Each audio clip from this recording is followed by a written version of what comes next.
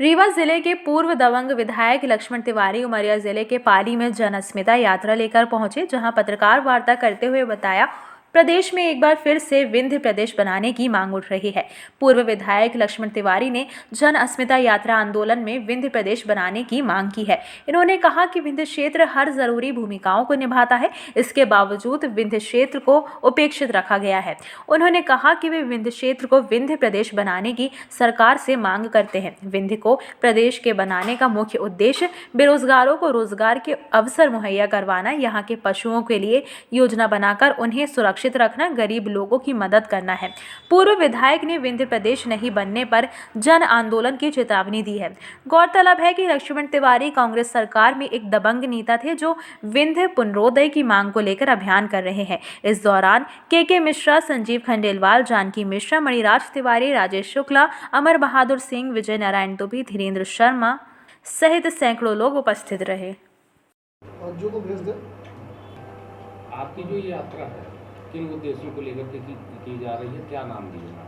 इस यात्रा का नाम है जन अस्मिता यात्रा, चूँकि जन की अस्मिता खतरे में है, गौवंश की अस्मिता खतरे में है, भारतीय संस्कृति की अस्मिता खतरे में है, और चूँकि नौजवानों की जो जवानी है उसको बेरोजगारी की तरफ तब्दील हो रही है, इसलिए इसकी जन अस्मिता इसका नाम है। इस यात्रा में 5-6 प्रमुख मुद्दे हैं।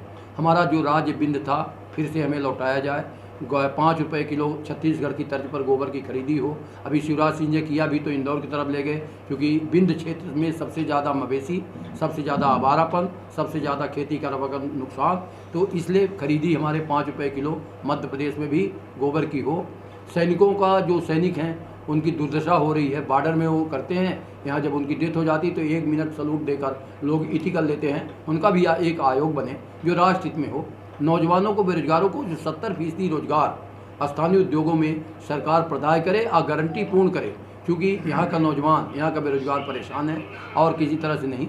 और राजस्व प्रकरण, खासतौर पर ये बेल्ट जो हमारा अनुसूचित जाति या जनजाति का ये लगा हुआ कोतमा तक, अनूपपुर तक ये बेल्ट है, ये पूरा ये पाली का एरिया से लेकर पूरा, क्योंकि यहाँ ज़मीनें बहुत हैं, वन संपदा बहुत है, इसका दोहन नहीं हो रहा, तो हमको अनुसूचित जाति जनजाति के सहित सभी जात वर्ग धर्मों के लिए जो ज़मीनें हैं बहुत लफड़े में हैं। मैं जब यात्रा किया तो मुझे पता लगा, तो राजस्व प्रकरणों का सरकार स्पेशल कैंपेनिंग करके गांव-गांव में इसके कैंप लगा के, ब्लॉक स्तर पर कैंप लगाती है, मगर सबसे ज़्यादा भ्रष्टाचार राजस्व के जो प्रकरण हैं, क्योंकि हमारे लोकतंत्र में लिखा हुआ है कि भूलवश, त्रुटिवश तो पटवारी कर देता है, अब आप लड़ते रहो। तो ऐसे स्थिति में ये 6-7 मुद्दा है, जो हमारे कर्मचारी हैं उनकी पुरानी पेंशन बहाल हो। हमारी ये लड़ाई कई राज्य कर दिया है, मध्य प्रदेश तो अड़ियल पर है, और दुर्भाग्य से है कि महंगाई और बेरोजगारी, भ्रष्टाचार ये तो सरकार के एजेंडे में नहीं है।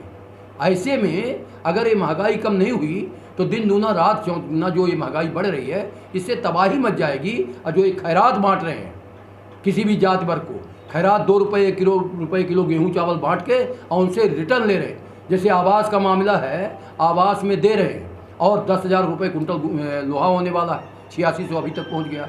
ऐसे स्थिति में ये एक तरफ दे रहे हैं और दूसरे हाथ से, दोनों हाथ से लूट रहे हैं। 20 खरब रुपया के आसपास ये सरकार, जो केंद्र की सरकार है, ये योजनाबद्ध तरीके से इसको कलेक्शन कर रही है, ताकि अब जो चुनाव आए उसमें भद्राशाही करें। यही सब बातों के लिए मैं निकला। कितने दिनों से आपने आरंभ किया यात्रा, कब समापन होगा ये इसका यात्रा का हमारा 3 वर्ष से चल रही थी, मगर जो ये 11वां चरण है ये हमने 27 फरवरी से प्रारंभ किया है और होलिका के दहन के दिन इसको हम इस यात्रा का समापन करेंगे। कितना समर्थन मिल रहा है आपकी? समर्थन भरपूर मिल रहा है, पर निजी स्वार्थ में ऐसा है कि मैं आपने बहुत अच्छा प्रश्न किया, मैं जवाब भी दे रहा हूँ कि भगत सिंह पैदा हों मगर हों पड़ोसी के घर में। इसलिए जो बेईमानी का खून अंदर घुस रहा है, इसके कारण जो साइलेंट समर्थन है वो कहीं न कहीं अभी दिख नहीं रहा है, पर मन में सबके है। अधिकांशतः ये देखा जा रहा है कि विंध्य प्रदेश, खासकर रीवा के लोग अपने, चाहे देश हो, प्रदेश हो, किसी भी होटलों में वहाँ के जो कर्मचारी नजर आते हैं वो बर्तन धोते हैं। क्या विचारधारा मानते हैं आप? ये तो शर्मसार करने वाली बात है, हमें शर्म आनी चाहिए।